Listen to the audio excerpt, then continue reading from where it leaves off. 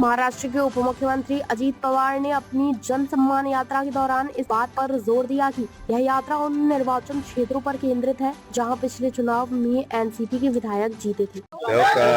माझा गेल्या अनेक दिवसापासून जनसन्मान यात्रा सुरू आहे आणि आम्ही साधारण पहिल्यांदा टप्प्यामध्ये राष्ट्रवादी काँग्रेस पक्षाचे जिथं जिथं उमेदवार मागच्या निवडणुकीला निवडून आलेले होते त्या ठिकाणी जातोय। आज आमचा काटोलला पण आहे आणि नागपूरमध्ये पण आहे। नागपूरमध्ये आहे तो लाडकी बहीण योजनेचा सेकंड टप्पा पहिला आम्ही पुण्यामध्ये बालेवाडीला केला।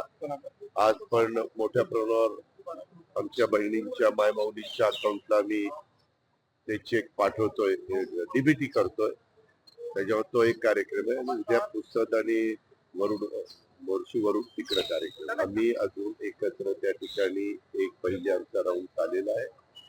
आम्ही त्याच्यामध्ये परत बसणार आहोत आणि साधारण 288 मतदारसंघातले कुठले मतदारसंघ पुढे निवडायचे त्या पद्धतीनं चर्चा करून मार्ग ज्या दिवशी आमचं सगळं होईल त्यावेळेस मस्तपैकी तिघं मिळून प्रेस कॉन्फरन्स घेऊन सांगू इलेक्टिव्ह मेरिट निकष।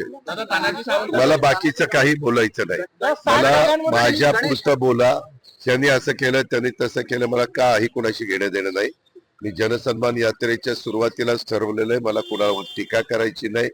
मला कुणी काही बोललं तर माझ्या अंगाला काही भुकं पडत नाही। माझं काम मी काम करतो, मी कामाचा माणूस आहे आणि आज चांगल्या योजना अर्थसंकल्पाच्या माध्यमातून महाराष्ट्रातल्या जनतेला सर्व जाती धर्माच्या समाजाला देण्याचा प्रयत्न आम्ही केलेला आहे, ते सांगण्याचं काम आमचं चालू आहे। आम्ही चर्चा केलेली आहे, हे अमित भाईंशी, मोदी साहेबांशी, देवेंद्रजींशी त्या सगळ्यांशी चर्चा केलेली आहे। तुम्ही जर असं बोलत बसला तर माझे पण खालचे कार्यकर्ते वेगवेगळे बोलू शकतात।